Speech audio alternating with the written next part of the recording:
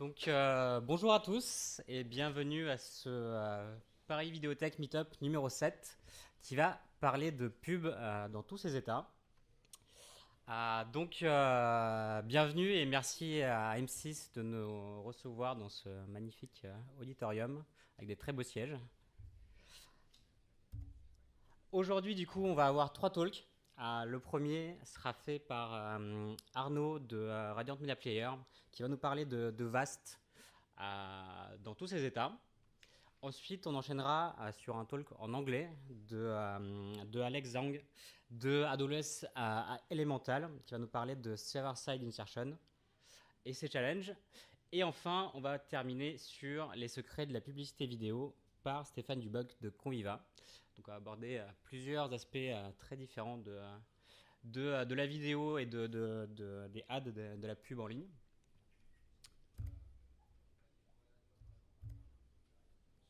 Et en fait, je vais faire très vite pour la fin. Prochaine édition, donc ça sera pour l'automne 2018. Donc on va pas forcément faire de gros meet-up cet été parce qu'il y a les vacances.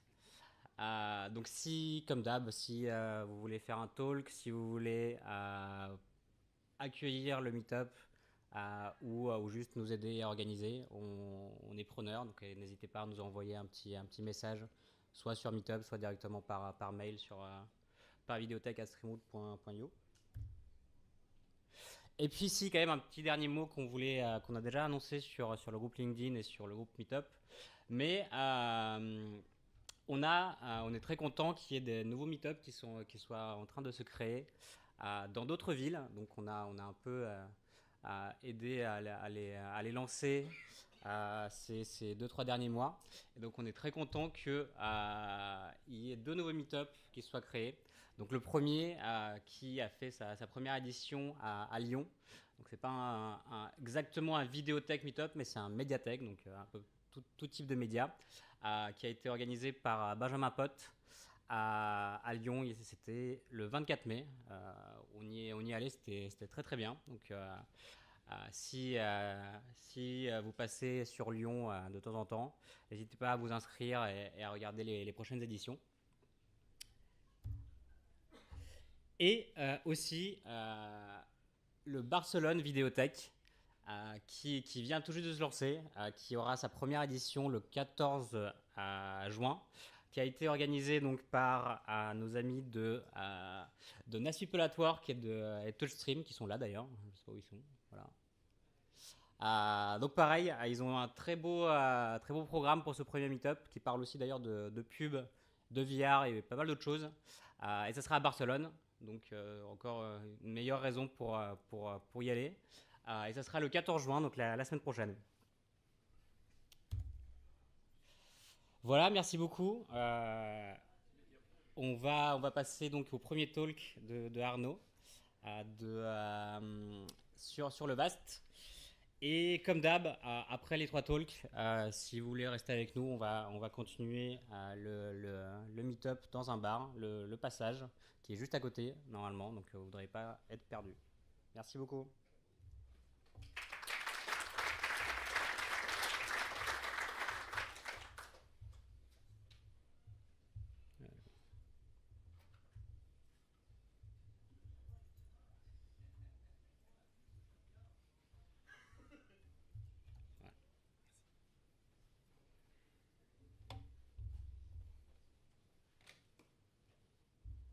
Donc, bonsoir. Je me présente, donc Arnaud Eder, je suis le fondateur de Radiant Media Player. On est une petite start-up basée dans le sud de la France, à Aix-en-Provence. Notre métier, c'est de développer un player HTML5 cross-device avec de nombreuses fonctionnalités. Et un des gros sujets qu'on a, bien sûr, c'est la publicité. Comment monétiser le contenu vidéo. Et aujourd'hui, donc, on va parler de VAST, donc le pilier de la monétisation vidéo en ligne. Donc voilà. Merci à Streamroot de nous avoir accueillis et à M6 de nous accueillir. Donc on va commencer par quelques chiffres. Donc ça, c'est les chiffres pour le marché US, mais bon, ça peut être interpolé à l'international. Donc entre 2016 et 2017, il y a eu une hausse de 33% du revenu généré par la publicité vidéo dans le marché digital. Et aux États-Unis, ça représente quasiment 12 milliards de dollars. Donc effectivement, on parle concrètement d'argent, en plus de parler de technologie. Donc comme pour la plupart des métiers du digital, on a un énorme shift qui se fait sur le mobile. Donc aujourd'hui, on a 52% du revenu publicitaire vidéo qui se fait sur du mobile. Probablement, ça va encore augmenter pour arriver aux 2/3 dans les années à venir. On a plusieurs types de publicité digitale. Donc on a la vidéo, le display. Donc le display, c'est la bannière concrètement que vous voyez sur les sites d'information, etc. Et le search. Donc voilà, qui est dominé par Google. Et donc dans tout ça, aujourd'hui, 14% du revenu, c'est la vidéo. Avec un aspect quand même qui est assez intéressant, donc c'est le CPM, donc le cost per mile, c'est le coût par millier de l'impression. Et on voit que si on compare du in-stream vidéo, c'est-à-dire concrètement de la pré-roll contre du display, on est sur 25 $ sur la vidéo, à 14 $ contre le display. Donc c'est pour ça qu'aujourd'hui, il y a un gros push qui est fait par les publishers pour avoir du contenu vidéo parce que le rendement est meilleur. Donc avant Vast, c'est-à-dire avant 2008-2009, la vidéo en ligne, la publicité, c'était une véritable jungle. C'est-à-dire que chaque serveur avait sa propre norme. Chaque player devait donc se conformer à la norme de dizaines d'ad serveurs, ce qui avait un coût d'implémentation et de débugage qui était faramineux. Et puis Vast est arrivé et a commencé l'âge d'or de la tech. Donc il faut savoir aujourd'hui que la technologie qui est derrière la publicité, c'est un véritable travail d'ingénieur, tout comme dans la fintech et dans la biotech. Voilà. Donc VAST, c'est quoi? VAST, c'est un acronyme qui veut dire Video Ad Serving Template. C'est une spécification, c'est un pavé de 100 pages qui est disponible publiquement sur le site de l'IAB, donc Interactive Advertising Bureau. Ce bureau, c'est un ensemble de compagnies, Facebook, Twitter, Adobe, voilà, tous les gros noms qui sont de près ou de loin liés à la publicité en ligne, et qui se sont réunis pour trouver justement un socle commun pour une interopérabilité effective entre les différents acteurs du marché. Donc VAST, c'est du XML qu'utilisent justement les players vidéo pour communiquer avec un ad server. Ça décrit les comportements qui sont attendus de ce player, mais en soi, Vast ne fait absolument rien. C'est juste on va dire un document théorique qui décrit justement un ensemble de comportements, mais par contre, ça ne dit rien de l'implémentation. Dans la spécification Vast, il n'y a aucun exemple d'implémentation, que ce soit en JavaScript pour du web ou en Java pour de l'Android. C'est vraiment des notions qui sont plus théoriques, libres après à ceux qui construisent le serveur de traiter les problèmes de charge, le player de traiter les problèmes de récupération du XML, du parsing et de l'affichage de la publicité. Vast, donc brièvement, l'historique, c'est créé en 2008, très rapidement supplémenté par Vast 2 en 2009. On s'est rendu compte que Vast 1, il y avait eu quelque chose qui était né mais qu'il fallait l'améliorer.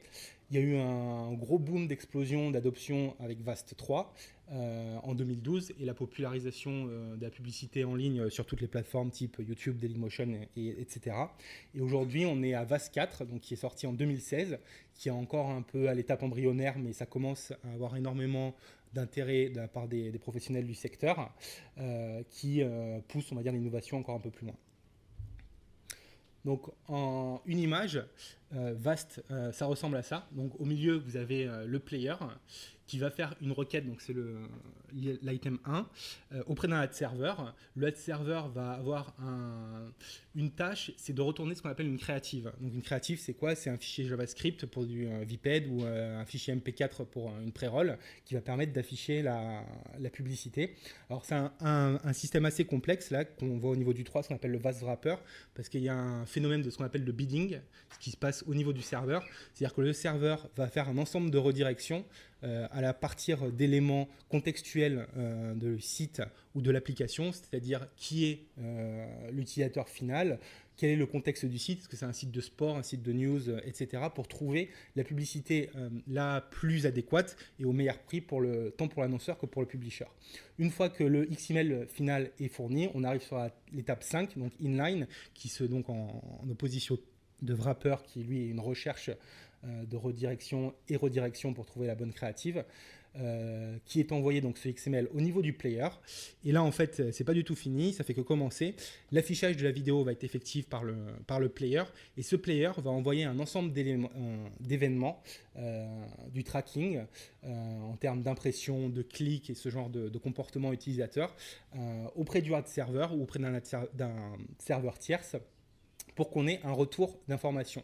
Concrètement, cette étape est très importante parce que c'est là où se fait la rémunération pour les publishers. Et il y a notamment des problématiques assez récentes qui sont nées notamment avec Facebook, qui est de dire à partir de quand on a une vue effective de la publicité vidéo. Chez Facebook, ils ont dit que c'était 2 secondes. C'est-à-dire qu'à partir qu'il y a 2 secondes de vidéo publicitaire vue, ça compte effectivement comme une impression. Et là, il y a la pleine rémunération derrière qui peut intervenir. Bon, ça c'est un exemple de XML, je ne vais pas passer en revue parce que vous n'allez pas bien voir, on va passer à la suite. Donc différents types de ad types, donc je suis sûr que vous avez tous vu ça sur les sites d'information, sur les plateformes vidéo du moment. On a 4 types principaux qui sont le type linéaire, le type non linéaire, le type compagnon et le type ad pod.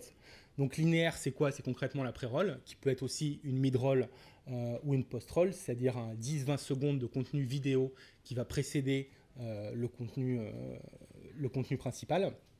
On a le non linéaire, c'est-à-dire concrètement le overlay, la bannière que vous voyez régulièrement sur YouTube et les autres plateformes. On a le companion ad, ça va être dans le cadre de campagnes publicitaires un peu plus poussées, où il va y avoir un élément publicitaire qui va venir accompagner la pré-roll pour donner plus d'informations auprès de la personne qui visionne la publicité. Et enfin, donc les ad pods. Les ad pods, on se rapproche d'un format de TV traditionnel, à savoir la coupure de pub avec 1, 2, 3, 4, 5, 6 publicités séquentielles qui sont livrées auprès de la personne qui regarde le contenu. Donc VAS 3, c'est comme je vous ai dit en entrée, ce qui a permis d'arriver à l'adoption massive. On a des notions très importantes qui ont été introduites, à savoir la possibilité de skipper une vidéo, donc ce qu'on appelle skippable linear ads. Donc c'est donner la possibilité aux viewers de dire la vidéo publicitaire, je ne veux pas la voir en entier, je veux en voir que 10 secondes et on passe à la suite. Voilà, AdPods, donc ce qu'on a vu juste avant. Le In-Ads Privacy Notice, ça vous savez, c'est le petit i que vous voyez sur certaines publicités en haut à droite. Vous les avez sur les bannières comme sur les pré-rolls et les autres types linéaires. Ça permet de donner des informations aux viewers des données qui sont collectées pour la personnalisation de la publicité. Donc ça, c'est un sujet qui est très à la mode en ce moment si vous avez fait votre mise à jour à RGPD. Ça va devenir quelque chose quelque chose de compliqué parce que les gens ne vont pas forcément donner leur consentement pour avoir des publicités vidéo personnalisées. Ce qui va impacter aussi le revenu de certains publishers et annonceurs. Et enfin, donc un travail qui a été fait énormément sur le reporting, tant sur le tracking que sur le error management, c'est effectivement un aspect important du business derrière la techno. Voilà. Alors, en termes d'événements, on a une vingtaine d'événements qui sont décrits dans la norme, qui peuvent être envoyés au serveur pour une publicité vidéo. Donc quand je vous dis ça, c'est des entreprises comme TEDS, c'est des centaines de milliards d'événements qui traitent dans le mois. Donc c'est un vrai challenge d'un point de vue serveur d'implémenter la réception de ces événements. Je dirais, nous, dans la partie player, on a la belle partie du gâteau parce qu'on fait que envoyer. Je pense que ceux qui font du serveur là-dessus, ils ont des problèmes de charge assez complexes. Et qu'est-ce qui a rendu donc Vast si populaire? Bien entendu, c'est YouTube. Aujourd'hui, YouTube, c'est 1 milliard de vues par jour. Mais surtout, c'est un taux de ce qu'on appelle de viewability et d'audibility de la publicité qui est assez phénoménal, puisqu'on a plus de 90%. C'est-à-dire que concrètement, un utilisateur sur YouTube à qui on va présenter une publicité vidéo, il va voir la vidéo, il va l'entendre et elle va être pertinente par rapport à son contexte. Donc voilà, ça je ne vais pas trop m'attarder dessus. En gros, quand nous on a implémenté notre pop parser Vast, on a déjà digéré 100 pages de spécifications Vast. Derrière, en fait, il y a un ensemble de documents complémentaires, VPED, VMAT et d'autres guidelines qui sont fournis par le IAB pour justement amener voilà, cette étape où aujourd'hui on a du contenu en 4K HDR, et ben, concrètement on veut faire la même chose en publicité. Donc c'est l'ensemble de ces documents qui va produire l'écosystème qui va nous amener justement à ce genre de possibilités, et je pense que bientôt on aura de la VR et des 360 sur la publicité, il n'y a aucun problème là-dessus. Et bien entendu, pour chaque machine bien huilée, il y a son grain de sel. Et le grain de sel de la publicité en ligne aujourd'hui, c'est les adblockers. C'est concrètement entre 25 et 30% du revenu de certains publishers qui sont perdus par les adblockers.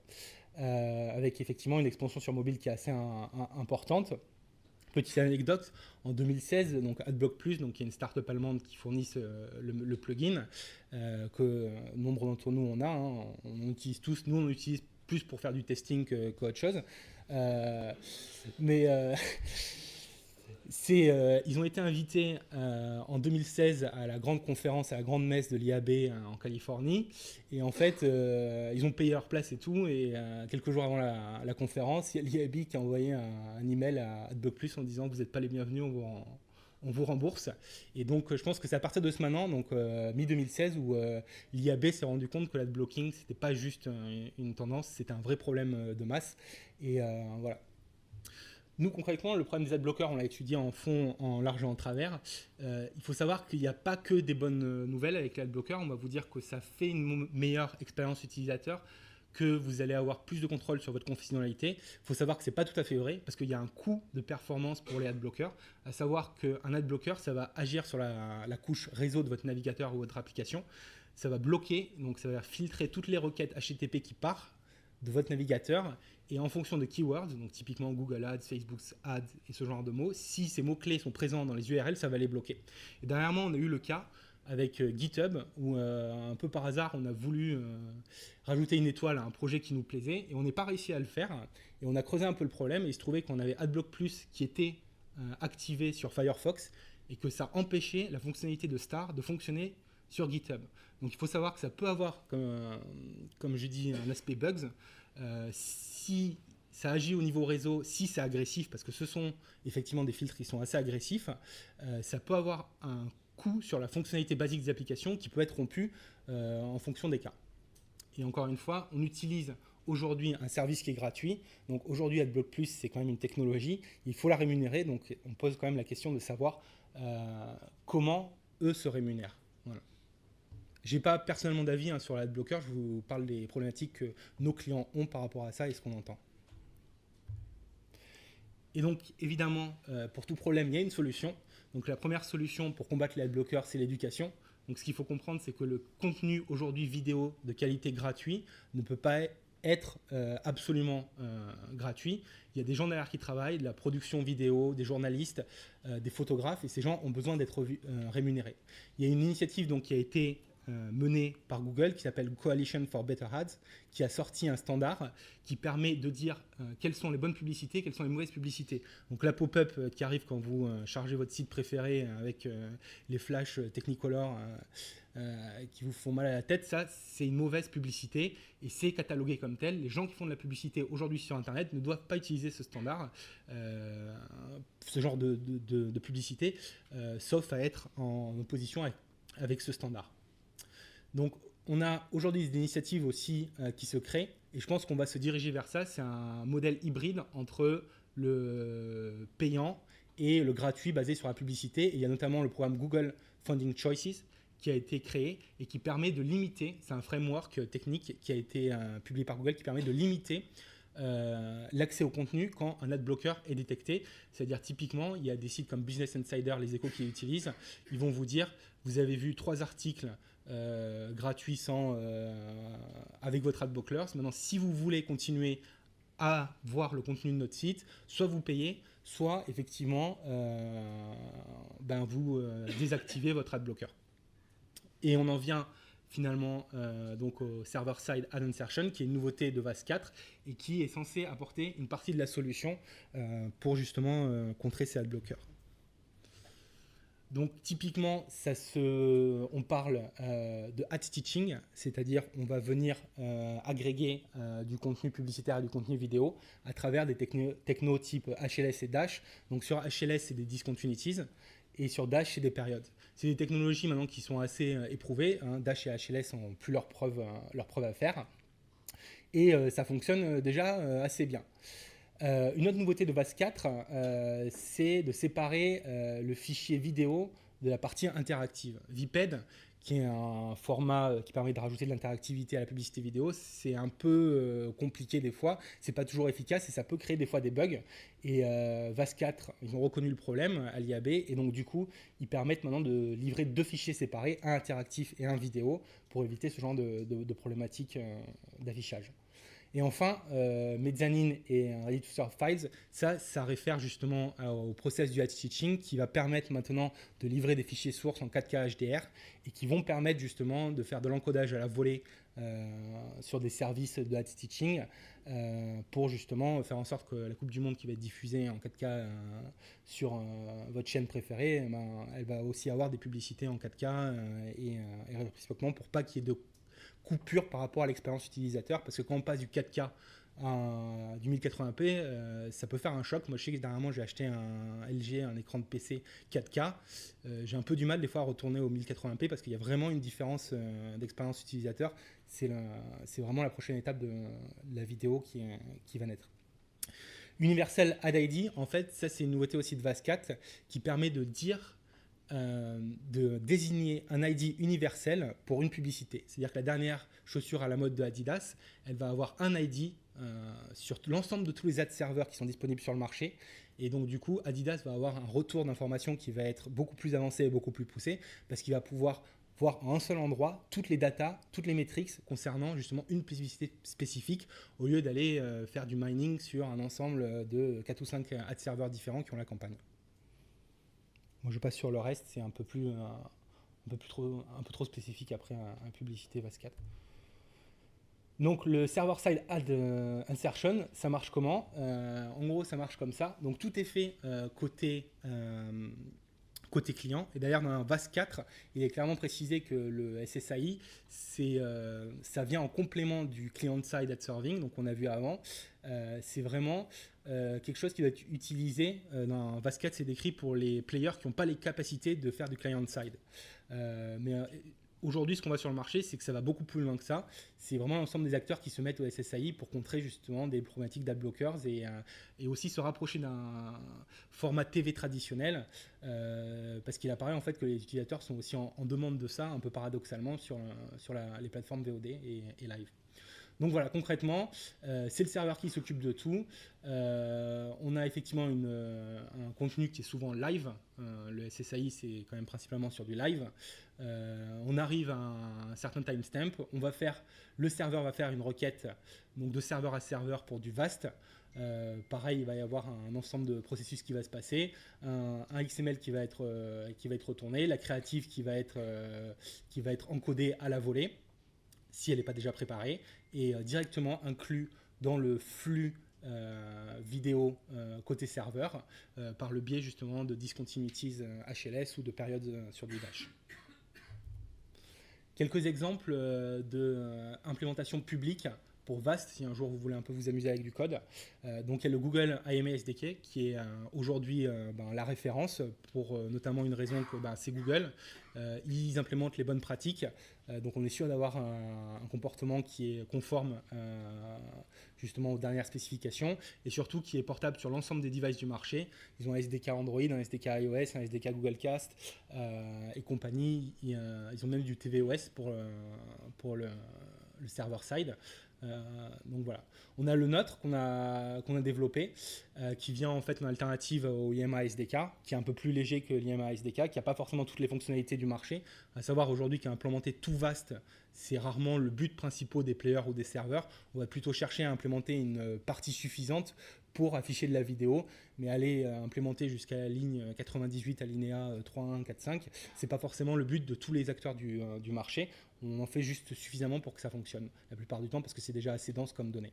Et enfin, on a le Dailymotion VAST Client.js qui est disponible pour justement afficher du contenu vidéo dans un player HTML5. Publicité vidéo en HTML5. Voilà, je vous remercie d'avoir suivi ça et s'il y a des questions, on est bon.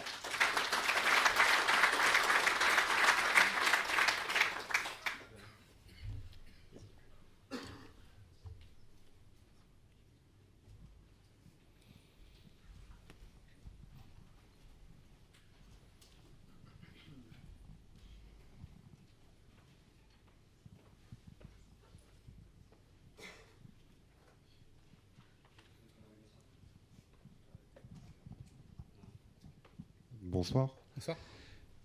Quand tu parlais tout à l'heure d'un server-side, est-ce que tu crois que des gros acteurs comme je sais pas, un YouTube ou un Facebook dont on parlait tout à l'heure vont aussi passer en server-side? Est-ce que c'est à l'ordre du jour ou pas du tout?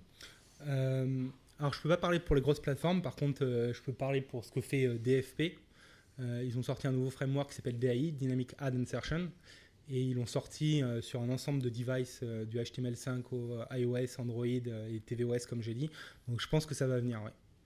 Je pense qu'on va se diriger vers une étape hybride où il va y avoir du client et du serveur. Et après, je pense que ça va être un peu ce que le marché va dicter, mais on va y venir, ouais. Au moins en partie. Ouais. Oui, bonjour. J'avais une petite question parce que j'ai fait du Vast côté front il y a quelques années. Oui. Et avec l'ensemble des événements qu'on peut remonter, on commence à toucher à des problématiques de vie privée qui sont quand même assez importantes, notamment sur tout ce qui est rewind, rewind et pause. Et je voulais savoir si maintenant il y avait une spécification pour négocier les événements à renvoyer en fait.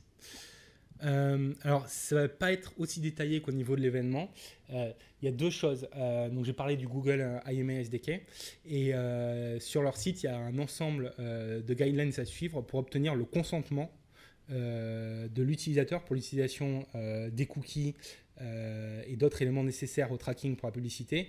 Et si jamais ce consentement n'est pas donné, il y a la possibilité de servir ce qu'on appelle des ads non personnalisées.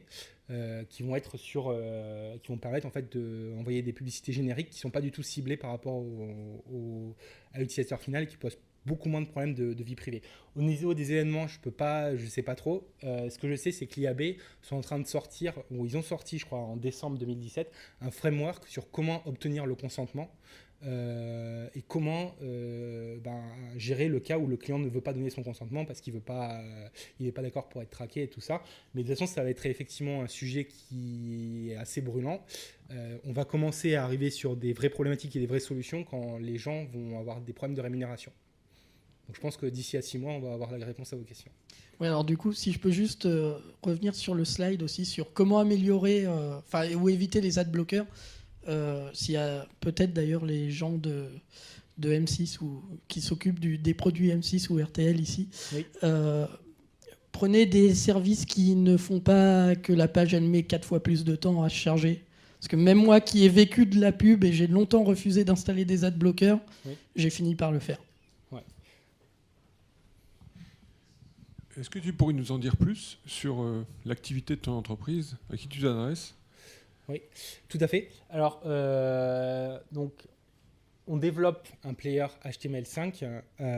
Donc, on fait que le player. On ne fait pas d'encodage, pas de hosting, pas de ad serving. On fait vraiment que le player. Aujourd'hui, on est une entreprise qui travaille principalement à l'international. 95% de notre chiffre d'affaires est fait à l'international. On a quelques très gros clients. La plateforme JVC Video Cloud, c'est nous qui fournissons le player. On a quelques institutionnels dans le broadcast. On a RTP, la télévision publique au Portugal, on a aussi en Hongrie. On est, grâce à eux, notamment mis en challenge assez monstrueux. Là, dernièrement, RTP, ils nous ont fait travailler avec différents acteurs du marché, donc Vualto pour la DRM et Woza pour le streaming. Et on a arrivé, grâce à notre player, à diffuser la finale de Ligue des Champions, là, dernièrement, qui a eu lieu avec Victoire de Madrid, en 360, en live avec de la DRM. Sur l'ensemble des devices qui supportent ce genre de fonctionnalités. Aujourd'hui, on est 3 dans la compagnie, donc on est vraiment une petite start-up. On est profitable. Donc c'est pour moi aujourd'hui une des principales problématiques, c'est de pouvoir vivre de mon activité. À la base, je suis un ingénieur télécom. Je suis venu à la vidéo il y a de ça une dizaine peut-être un peu moins, 7-8 ans. J'ai commencé à travailler avec Mediatek Streamlight, qui était une start-up basée ici sur Paris. Et puis voilà, après je me suis dit, je me lance et on verra où ça va. Aujourd'hui, on a environ 200 clients. Ça va de la toute petite entité start-up qui a quelques milliers de vues par mois à d'autres gros clients qui ont plus de volume, et on sert environ 500 millions de player start par mois à l'heure actuelle, et je pense qu'on va arriver au milliard d'ici avant la fin de l'année. Oui, les annonceurs se plaignent souvent de la fraude au clic. Et, est-ce que Vast et la pub vidéo a traité ce problème ? Est-ce qu'il y a des choses dans le standard qui qui sont plutôt server-side qui vont éviter la fraude au clic Ouais. ou... C'est en fait un des points que je n'ai pas abordé ici, c'est Ad Verification and Viewability Execution. Donc jusqu'à maintenant, il y avait des services comme Integral Ads qui utilisent VPED pour faire justement de la vérification d'événements côté player. Ça n'empêche pas la fraude totalement, mais c'est une initiative pour tenter de la réduire. Et dans VAS4, il y a un espace dédié de la spécification qui est justement sur ça. Essayer de contrer les aspects frauduleux. Maintenant, de mon expérience, ça ne va pas empêcher la fraude absolument, ça va la réduire. Mais effectivement, aujourd'hui, il n'y a pas encore trop de gens qui ont rebondi là-dessus, mais je pense que d'ici à 2-3 ans, on va avoir des business qui vont se créer là-dessus, parce que c'est très important en termes de rémunération de s'assurer de ça. Et ce que j'ai mentionné dernièrement, avant, concernant Facebook et les fameuses 2 secondes, ça vient justement de ça. Outre le fait que Facebook a dit c'est 2 secondes pour avoir la rémunération pleine, sinon c'est pas les 100%, ils ont aussi mis à disposition des annonceurs la data des usages non humains. C'est-à-dire des bots qui se connectent à Facebook et qui cliquent un peu partout, des fois sans but précis. Et ils ont, eux, fait une moulinette qui permet de dire, voilà, vous avez tant de volume, on ne pense pas que c'est du trafic humain et on ne compte pas, quoi. On oublie ça. Mais ouais, c'est un sujet très intéressant qui, je pense, va évoluer aussi. Très bien. D'autres questions? Dernière question, peut-être? Et sur les parts de marché, sur la publicité vidéo en ligne, je crois qu'on a une forte part de marché pour Google et Facebook versus les autres players. T'observes la même chose en France et en Europe par rapport au reste du monde, ou tu as vraiment une différence par pays sur les parts de marché du reste du monde versus Google et Facebook? Alors, la réponse que je vais donner, c'est un peu subjectif parce que nous, on a une certification sur la partie Google IMA. Donc, on est de facto, on va dire, supporter de Google, pour le meilleur comme le pire. Mais de fait, nous, nos clients, c'est principalement DFP, AdSense. Après, on a d'autres clients qui vont utiliser du Smart Ad Server, Sticky Ads, OpenX et ce genre de techno. En Europe et en Amérique du Nord, c'est sûr, c'est Google numéro 1. Facebook arrive maintenant aussi derrière parce qu'ils ont commencé à externaliser leurs serveurs pour faire de la publicité sur des sites lambda et pas que sur Facebook, parce que ça c'est important aussi.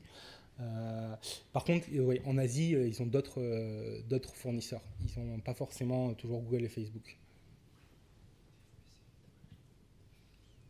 Très bien, merci beaucoup. Merci.